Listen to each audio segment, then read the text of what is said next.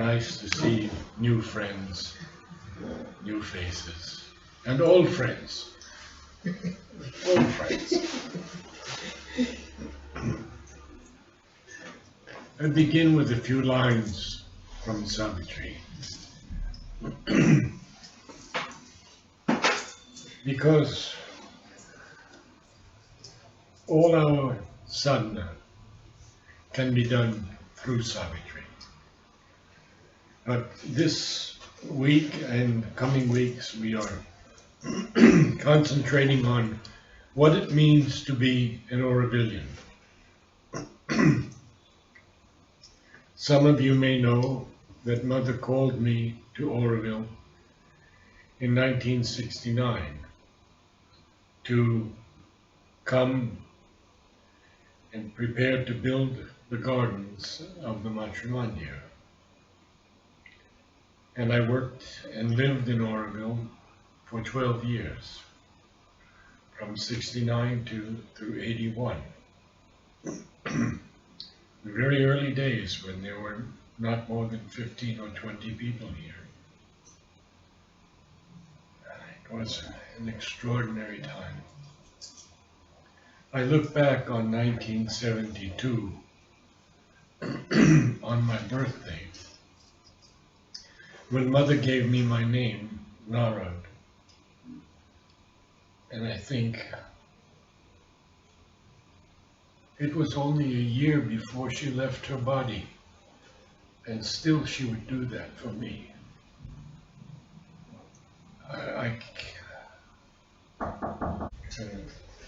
What she did for each of us, whether we have met her physically or not, she is still doing. She is working on each of us, helping us to rise above our lower nature and into the higher realms of consciousness.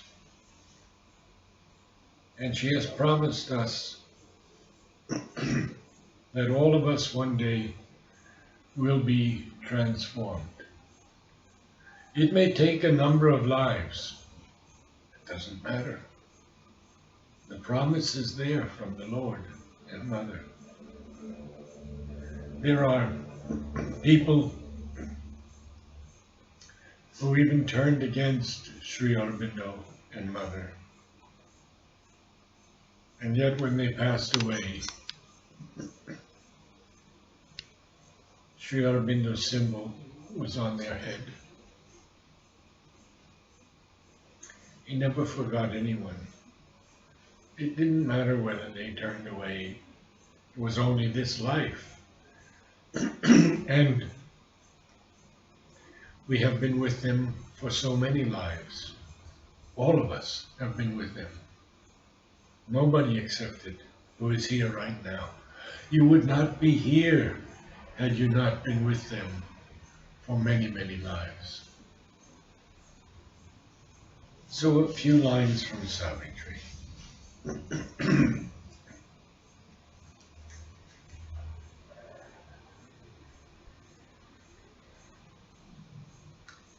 A few shall glimpse the miraculous origin, and some shall feel in you the secret force.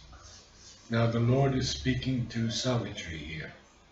And some shall feel in you the secret force, and they shall turn to meet a nameless tread, adventurers, into a mighty day, mightier day.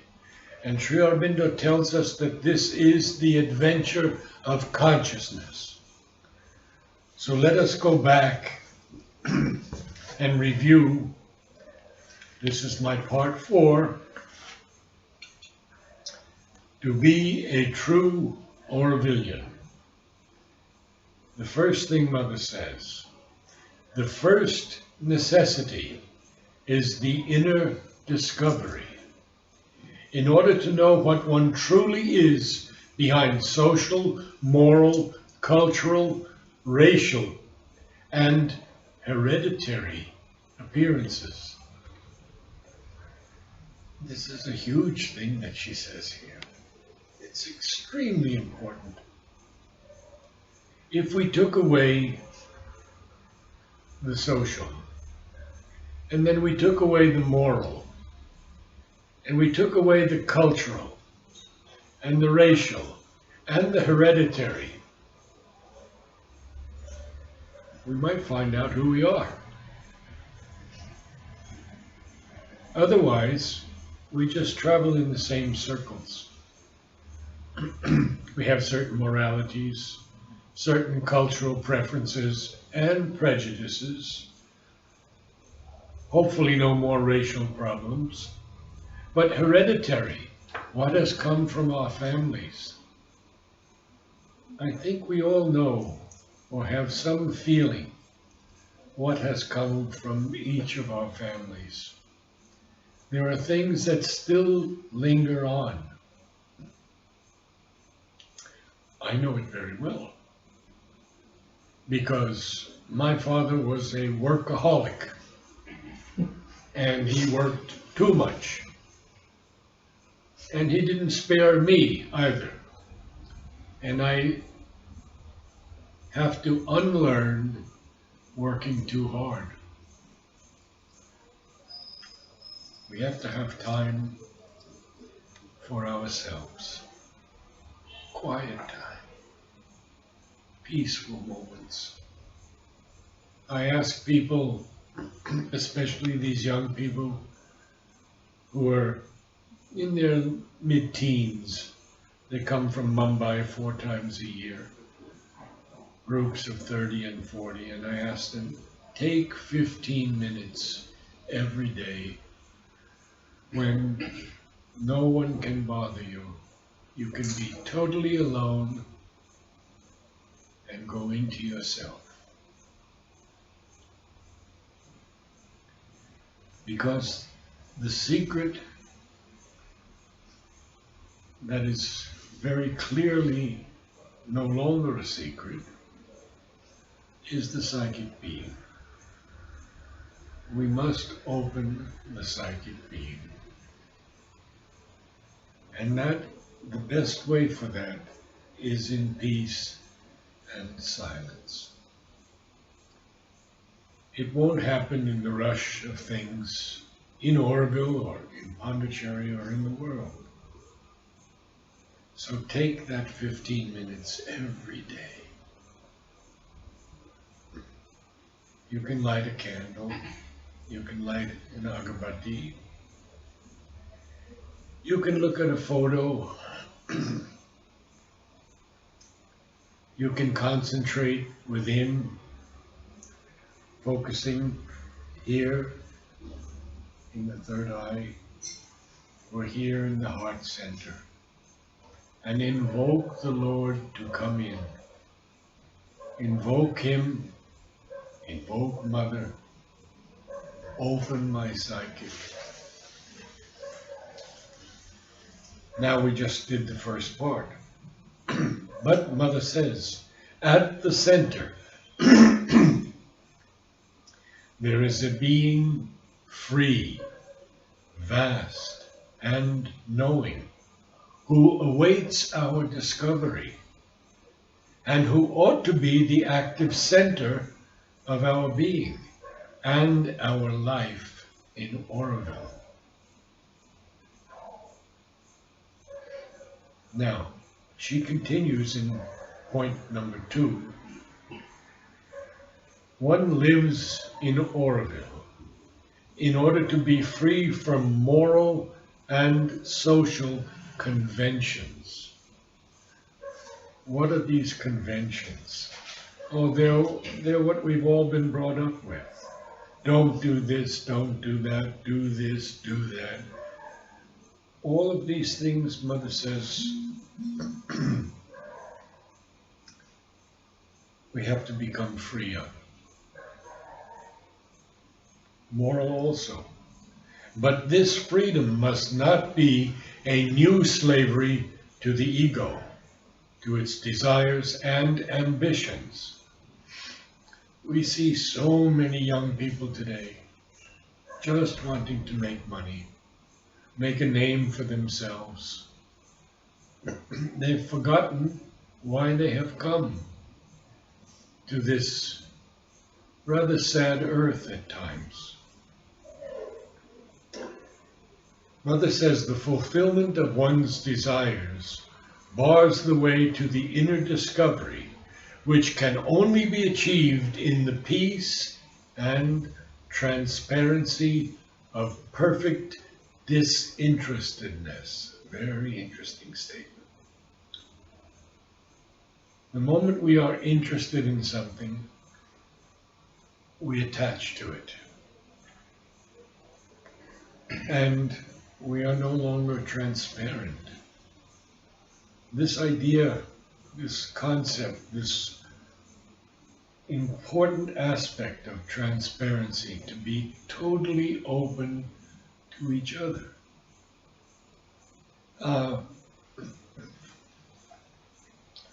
To look at each other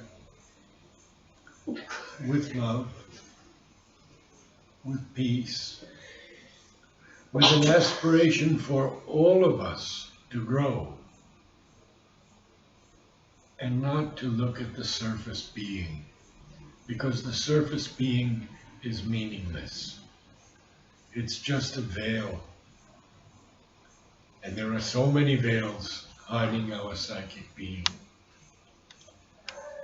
So the transparency of perfect disinterestedness. Now number 3 comes, and it's a very, very difficult one. The Aurobillion should lose the sense of personal possession. For our passage in the material world, what is indispensable to our life and to our action, very important, is put at our disposal according to the place we must occupy. Mother has gone over this many, many times, that in Auroville, one should give whatever one can give. And it doesn't mean only money or possessions. It can mean you're an artist or a musician. You give that. And what do you receive in return? Not what you want, but what you need. Only what you need. Mother is so thorough in this. The more we are consciously in contact with our inner being, the more are the exact means given to us. We begin to see, as we progress in this yoga, how little we actually need. We don't need 300 shirts and 50 pairs of chappals. We don't need, I would say we have to be a little careful here. Because maybe we are meant to live a life of beauty, a life of abundance. Sri Aurobindo says we have to treat both of them in the same way. Whether we're poor and we have nothing, or whether we are wealthy and we have everything, it's the same thing. It's the obverse of the coin. So Mother continues. Number 4. Work, even manual work, is something indispensable for the inner discovery. If one does not work, if one does not put his consciousness into matter, the latter will never develop. To let the consciousness organize a bit of matter by means of one's body is very good. To establish order around oneself helps to bring order within oneself. I'd like to go over this a little more deeply. How do we put our consciousness into matter? Well, it can be very simple. It can be in the kitchen, making a good meal with consciousness, invoking the divine in the preparation of the meal, invoking the divine in the consuming of the meal. What about plants and flowers? That is where I have found that organizing a bit of matter by means of one's body is very good. You take a small plant, you consciously put it in a container, you water it with love, you speak to it, you communicate with it. Its language is not so different than our language. The plant has feelings.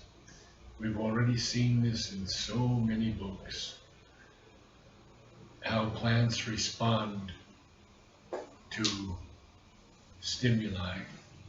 How many of you have read The Secret Life of Plants? Read that book. It's an extraordinary book. It's by Tompkins and Bird. And they are taking further the work of Bose in India, who worked with many plants and vegetables and found that they responded to different types of music. Some of them liked classical music. The tomatoes liked it a little bit jazzy. And he made extraordinary discoveries.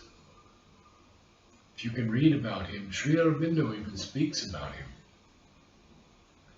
and his work. Well, Tompkins and Bird have experimented greatly with the indoor plants that we know as philodendrons, green leafy plants. They would hook up electrodes to the leaves, and then they would boil a pot of water and put shrimp into the water, and the plants would become very agitated, very upset. Because part of their consciousness was with those shrimp before they were put in the boiling water. And the whole book is filled with things like that. Let's go back to Mother. To let the consciousness organize a bit of matter by means of one's body is very good. You know, I was married for more than 30 years, and my wife put everything back exactly in the place where it belonged, and never any place else. And so I would always be asking her, where is my this, where is my that? And she said, well, it should be where you put it and where it belongs. But she said, it's over there. She knew where all of my things were, but all of her things were perfectly placed. Her drawers were ideally organized. And Mother once said, show me, if you show me your chest of drawers, I can tell you the state of consciousness you are in.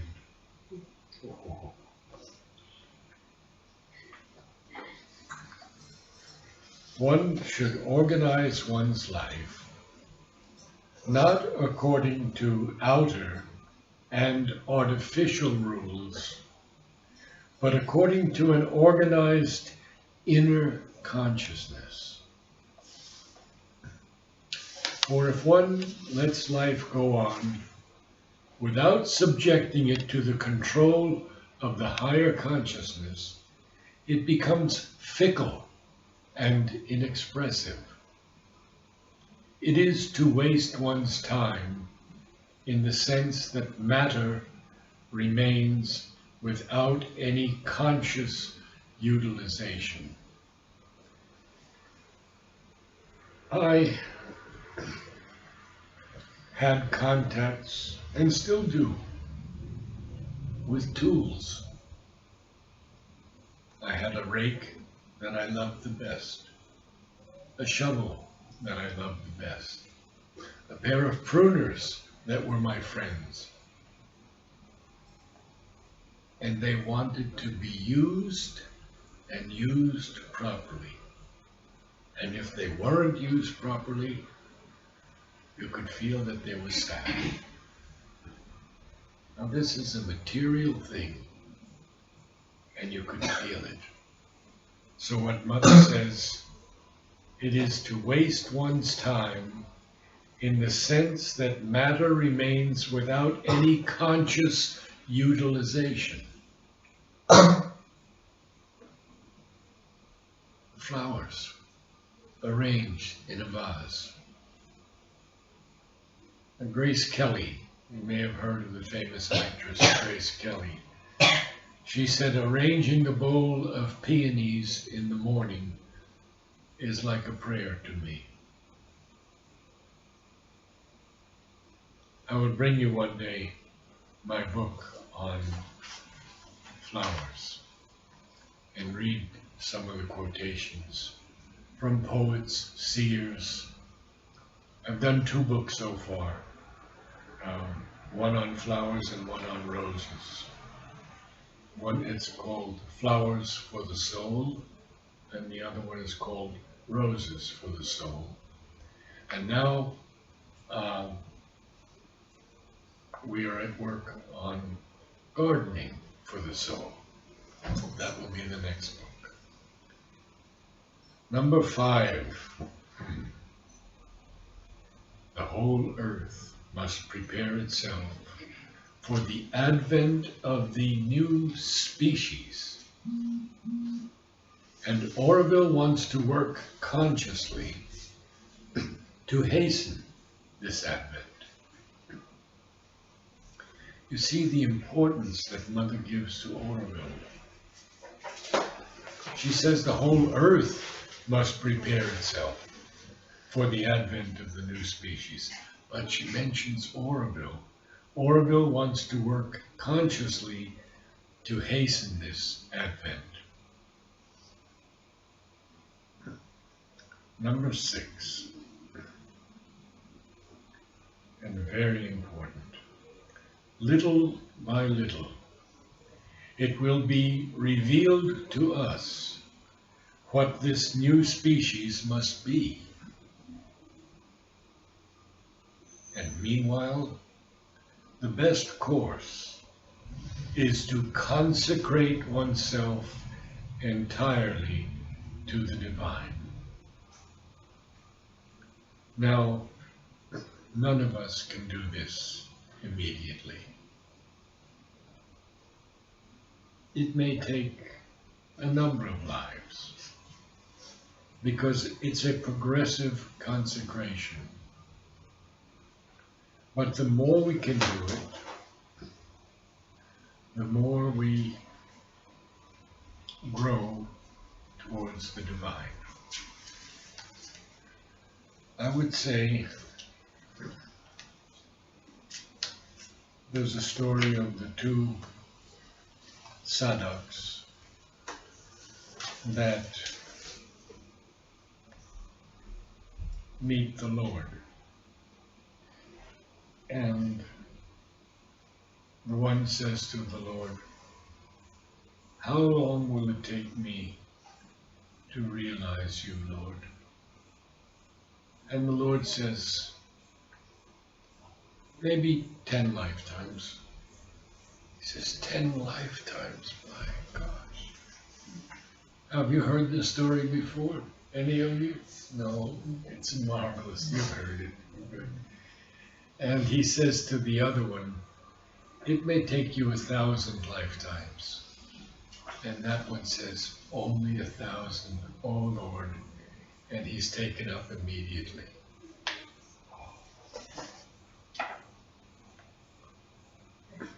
Mother wrote this 13 June 1970, just a little over 3 years before she left her physical body. Now, this was a question to Mother. The question is, Aurobindo, quote, all is collective property?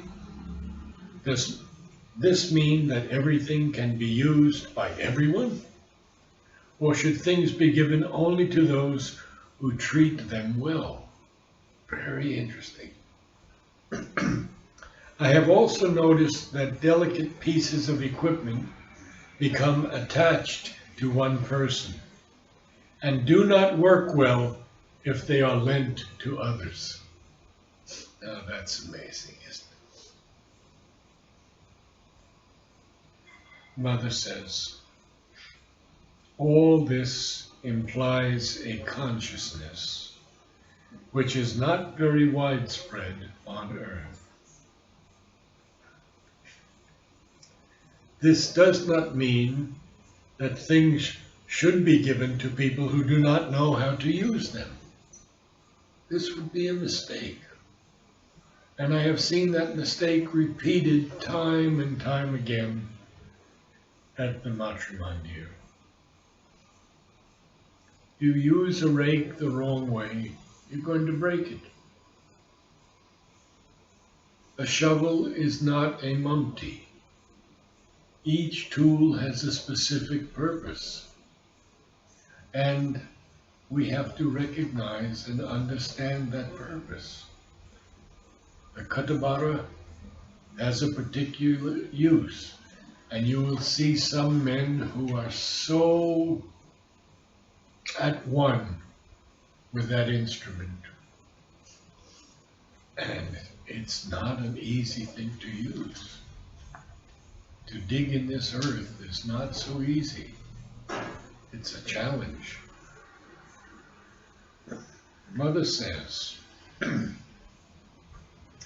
what is needed to administer Aurobindo is a consciousness free from all conventions and conscious of the supramental truth.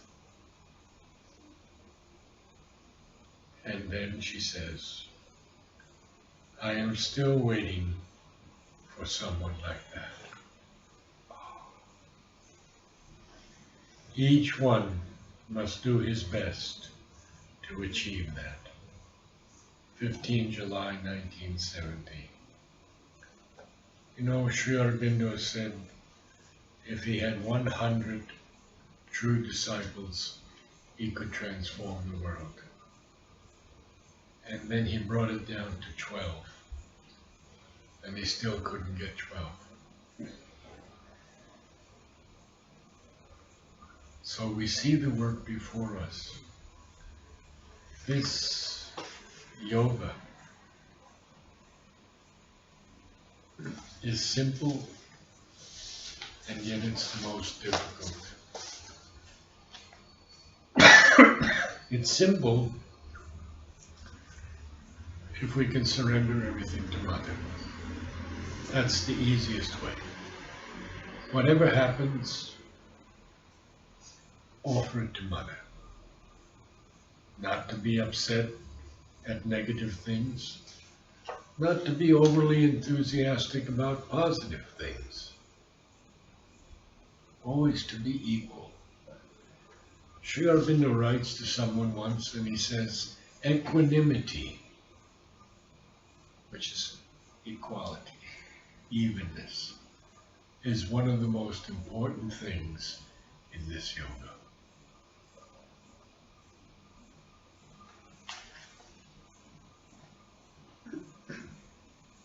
Mother, to the inhabitants of Aurobindo, only those who have resolved to stay in Aurobindo for good have the right to intervene in its organization. This is already 22nd January 1971.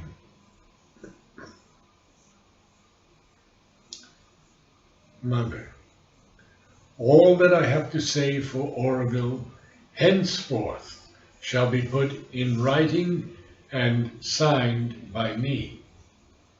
Because in those days people were saying, Mother told this, Mother said this, all falsehoods. And at one point she says, she knows when someone is lying. Mother knew everything. She says, I cannot work with you if you tell lies.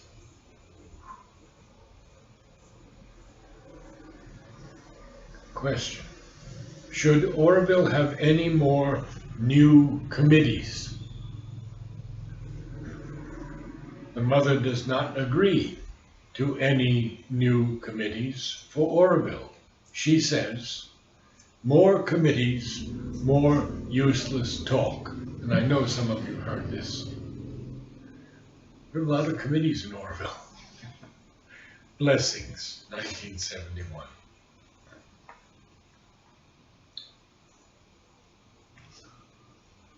There was a group of people who would go to Mother every Sunday when Aurobindo was begun. Sometimes there were 5 or 6 people. Often Roger was there, Christophe was there, Frederick was often there, and other people. So this question was put to Mother. Several among us have passed or are passing through a period of mental disequilibrium and incoherence. What attitude should we take towards those who are in this state? What should we do and not do to avoid passing through these crises? Mother, calm, peace, tranquility always, and always to speak as little as possible, and to act only when it is necessary, to avoid unconsciousness as much as possible. This needs to be looked into.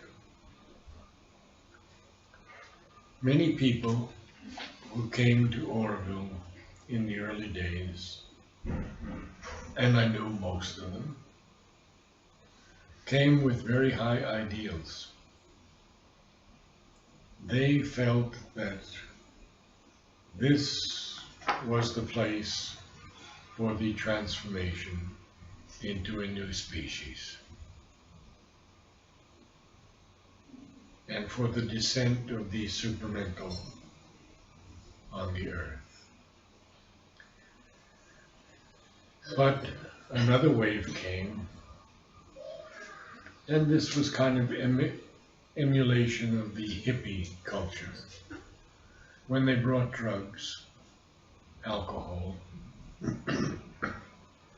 and many other things. Mother made no rules for Aurobindo. She said Aurobindo should be without rules. And then she had to make one rule: no drugs. It's the only rule she made for Aurobindo: no drugs.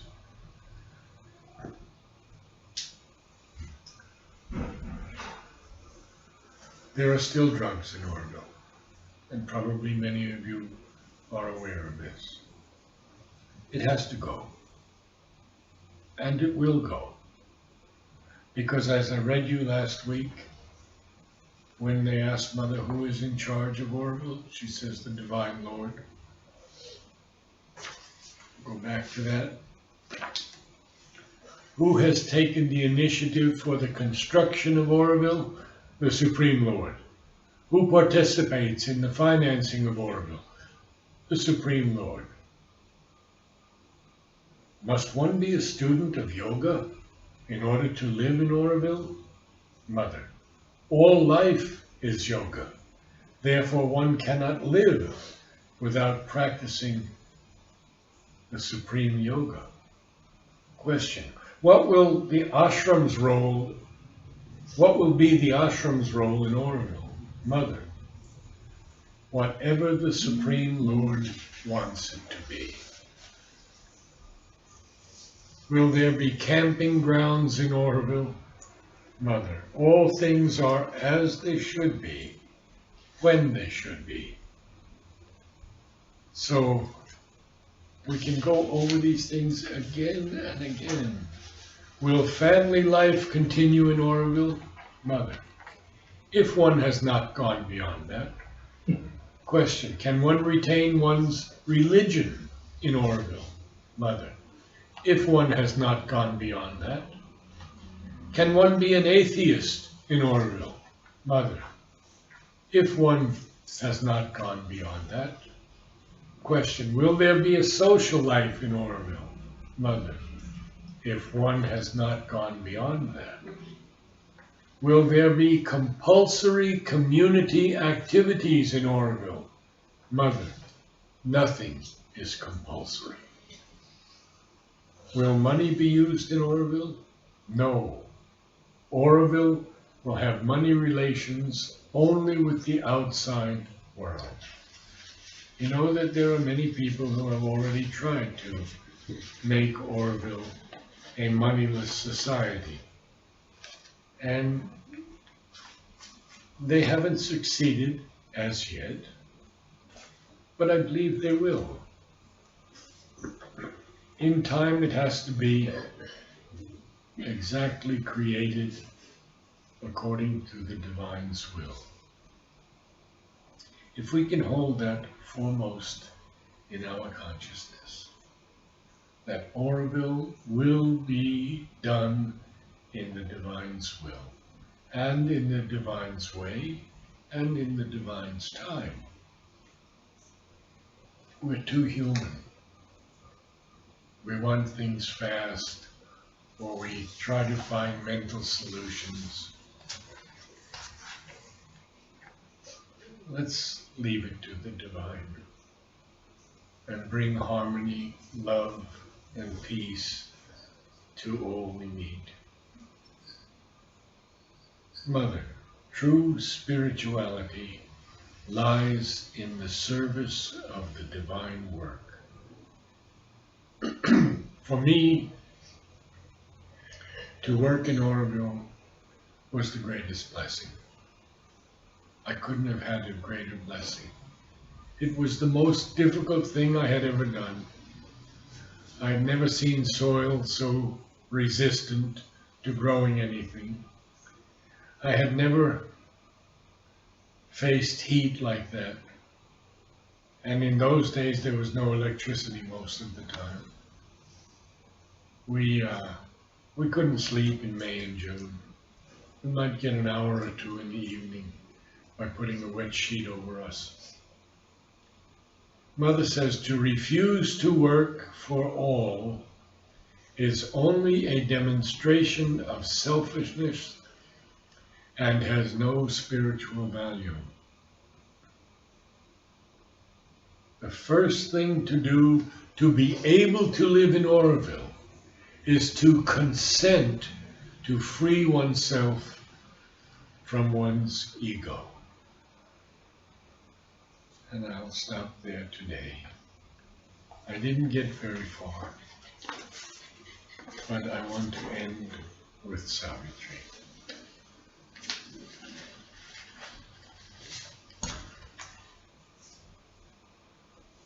At Mother's garden, roses and lilies. Beautiful. So beautiful. Whoa.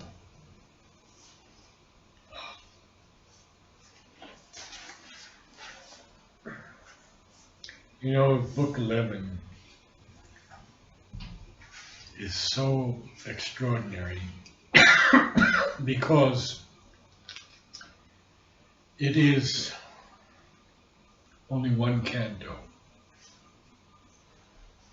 The book is called The Book of Everlasting Day. Imagine that, when there is no night.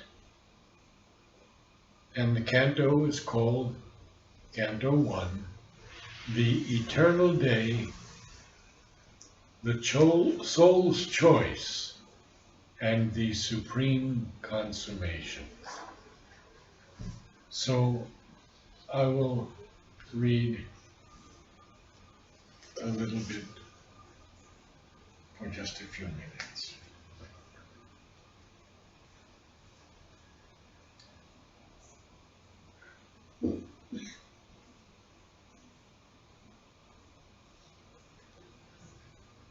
All shall be done by the long act of time. Although the race is bound by its own kind, the soul in man is greater than his fate. Above the wash and surge of time and space, disengaging from the cosmic commonality, by which all life is kin in grief and joy.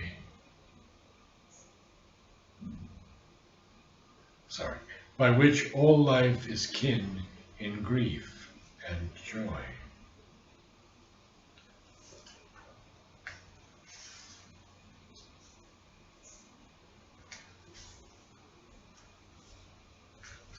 Now, the Lord tells Savitri that she has accomplished so much, she can just merge into him and have all that eternal bliss, eternal joy, eternal life. But what does she say? She says many things, and one day we'll go over all of these things, but she says,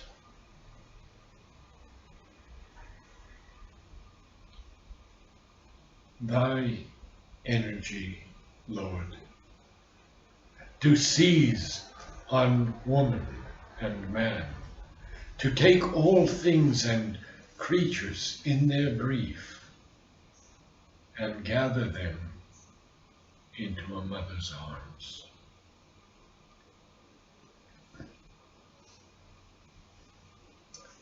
And then the Lord again invites her to give all of this up, because the earth is such a mess, and she has risen so high above all of this. But then all the woman yearningly replied, thy embrace, which rends the living knot of pain, thy joy, O Lord, in which all creatures breathe, thy magic flowing waters of deep love, thy sweetness give to me for earth and men.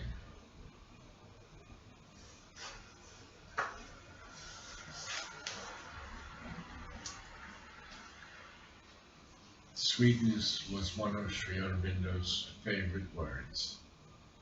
He used it more than 80 times in Savitri. Thank you all for coming. Namaste.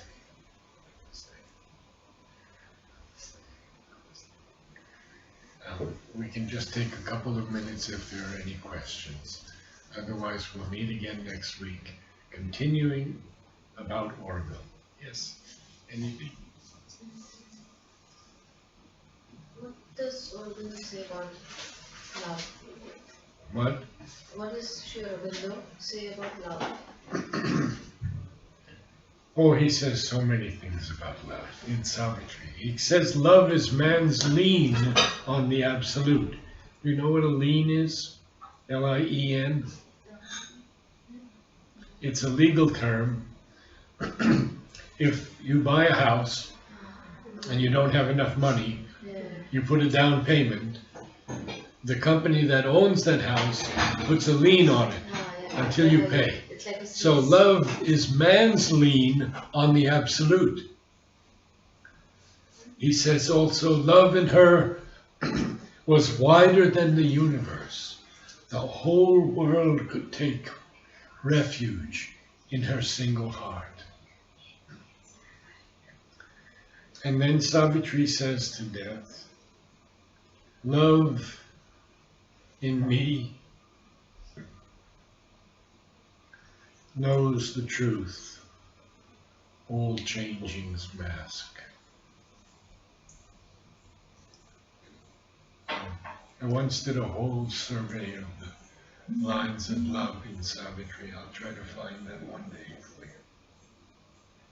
Thank you.